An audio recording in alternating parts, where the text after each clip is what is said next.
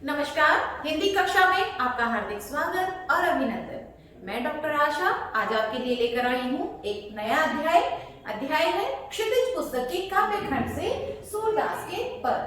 प्यारे बच्चों, जैसा नाम से ही स्पष्ट है सूरदास के पद, इसके कवि कौन हुए? कवि सूरदास जी।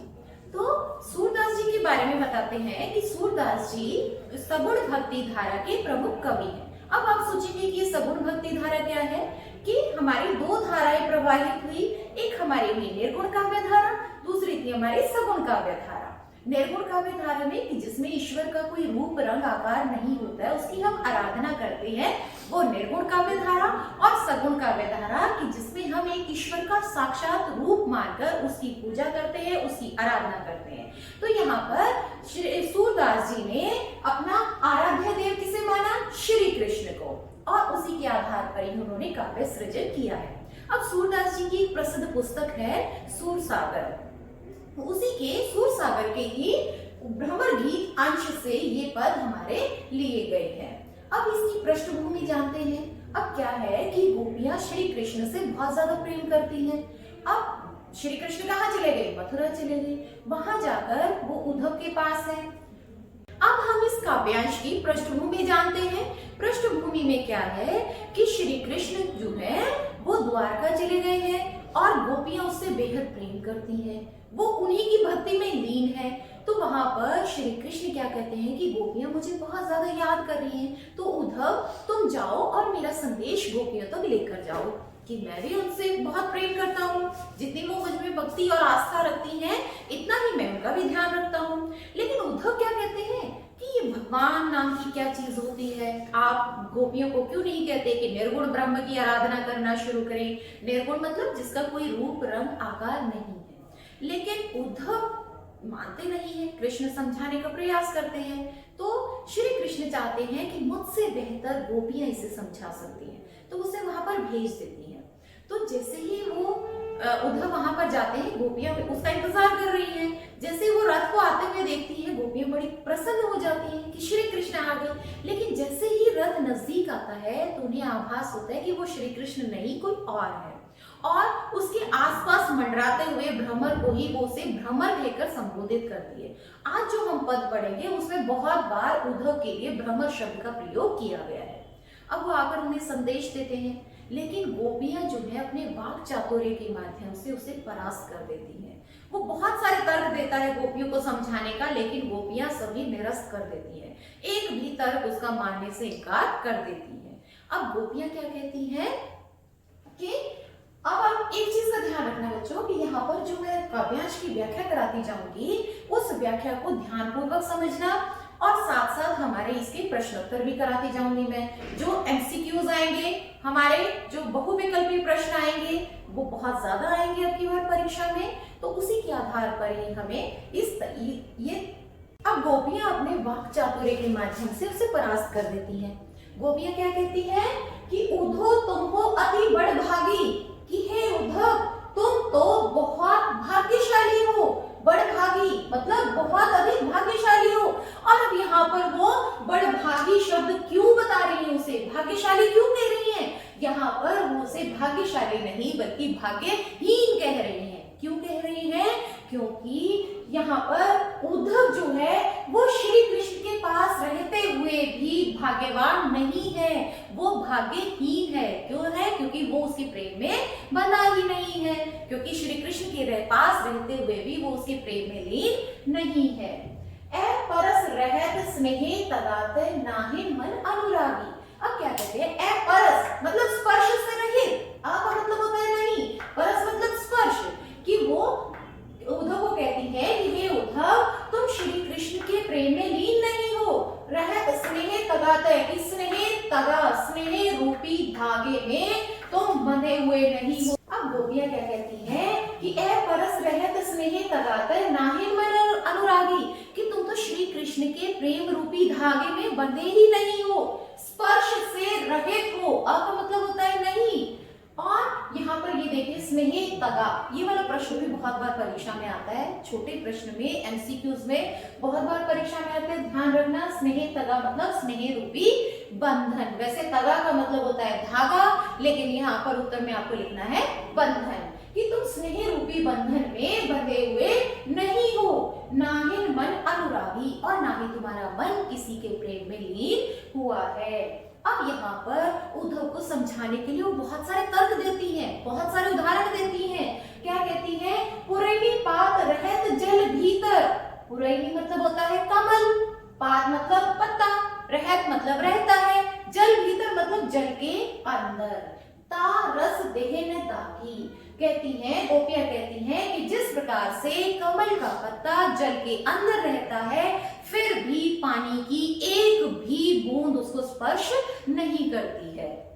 कहने का तात्पर्य कि जैसे कमल का फूल होता है, वो जैसे जैसे पानी का स्तर ऊपर आता जाता है, कमल की जो नाल है वो भी बढ़ती जाती है, और जैसे पानी का स्तर आता है तो वो मुरझा जाता है, लेकिन कभी भी वो अपना स्तर गिराता नहीं है। तो इसी तरह कहते हैं कि जिस तरह से कमल का पत्ता पानी के अंदर रहता है, एक भी पानी की बूंद उस पर स्पर्श नहीं करती है। जो जल महा तेल की गगरी बूंद ने ताको लागी। अब अगला उदाहरण क्या देती है कि जिस प्रकार से जल महा मतलब जल के अंदर, तेल की गागरी मतलब तेल की मटकी, कि जिस प्रकार से तेल की मटकी पानी में रहती है, फिर भी वो उस पर पानी की एक भी बूंद स्पर्श नहीं करती है। जैसे चिकना घड़ा होता है, हाँ ये मुहावरे में भी देखते हैं कि चिकना घड़ा, कि जिस पर कोई भी असर नहीं होता है, कि तेल की मटकी है और उस पर अगर पानी डालोगे तो उस पर पानी तो टिकेगा ही नहीं, क्योंकि पानी तो नीचे चला जाएगा बहकर। तो और क्या उदाहरण देती है? प्रीति नदी में पांव ने बोलियो दृष्टि ने रूप पर आ गई, कि तुमने प्रेम रूपी नदी में पांव नहीं डुबोया है और ना ही तुम्हारी नजर किसी के रूप सौंदर्य पर गई। ये क्या कहती है? सूरदास अब्राहम घोरी गुर चाटी चुप पागी। तो यहाँ पर सूरदास कवि का नाम है, और यहाँ पर इसमें पदावली को पूरा करने के लिए सूरदास जी ने अपना नाम डाला है।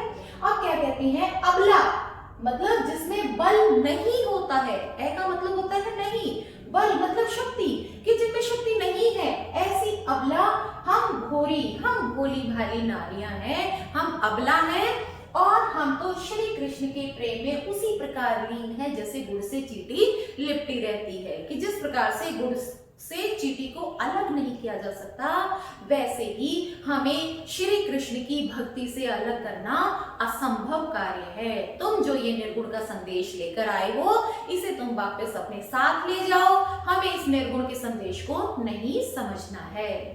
अब इसका हम काव्य सौंदर्य देखते हैं, क्योंकि हमारे प्रश्न पत्र का जो नया प्रारूप आया है उसमें 3 अंक का आएगा काव्य सौंदर्य से संबंधित प्रश्न, जिसमें से 1.5 अंक के आएंगे उसके भावार्थ और 1.5 अंक के आएंगे काव्य सौंदर्य। अब भावार्थ में क्या करेंगे?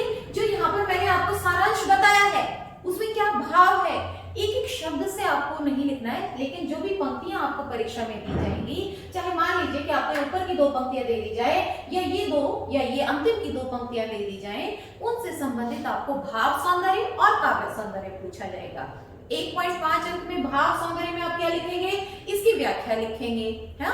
और इसके बाद जो काव्य सौंदर्य आएगा उसमें भाषा, छंद, अलंकार, रस, गुण या और भी जो उसमें चीजें बताई गई हैं वो हमें लिखना है। तो भाव सौंदर्य में आ जाए तो आप व्याख्या बहुत अच्छे प्रकार से लिख लेंगे, और काव्य सौंदर्य में आ जाए तो आप क्या क्या लिखेंगे कि सबसे पहले तो हम ये वाला बिंदु लिखेंगे कि इसमें निर्गुण का खंडन और सगुण का मंडन किया गया है। मतलब कि गोपियां निर्गुण ब्रह्म को स्वीकार करने से बिल्कुल मना कर रही हैं, और सगुण मतलब कि अपनी सगुण भक्ति का वो समर्थन कर रही है। तो सबसे पहला बिंदु क्या होगा कि निर्गुण का खंडन और सगुण का मंडन किया गया है। अब भाषा लिखेंगे, तो भाषा में लिखेंगे आप कि शुद्ध ब्रज भाषा का प्रयोग किया गया है, शुद्ध ब्रज भाषा।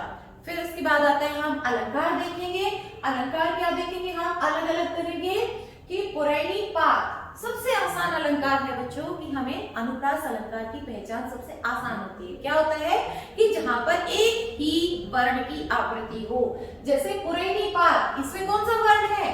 प वर्ण है, तो पुरैनी पात में प वर्ण की आवृत्ति के कारण अनुप्रास अलंकार है।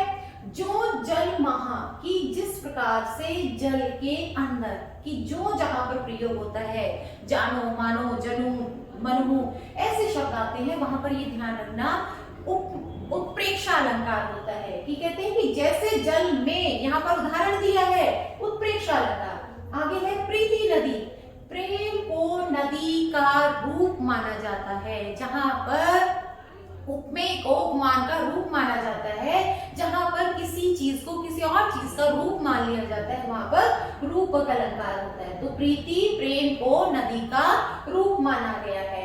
और क्या देखते हैं हम, गुड़ चाटी जो पागी कि गुड़ की चीटी के जैसे चिपके हुए हैं। तो यहाँ पर गुड़ की चीटी को भी उदाहरण रूप में लिया है, तो यहाँ पर मानो उत्प्रेक्षा अलंकार का प्रयोग हुआ है। और हम क्या देखते हैं, हाँ एक चीज और, स्नेह तगा मतलब स्नेह रूपी धागा। यहाँ पर बंधन को स्नेह का रूप लिया गया है, धागे के रूप में लिया गया है प्रेम को, तो यहाँ पर रूपक अलंकार है। और क्या लिखेंगे बच्चों इसमें, हमारी भाषा हो गई, अलंकार हो गए, पदावली शैली हो गई।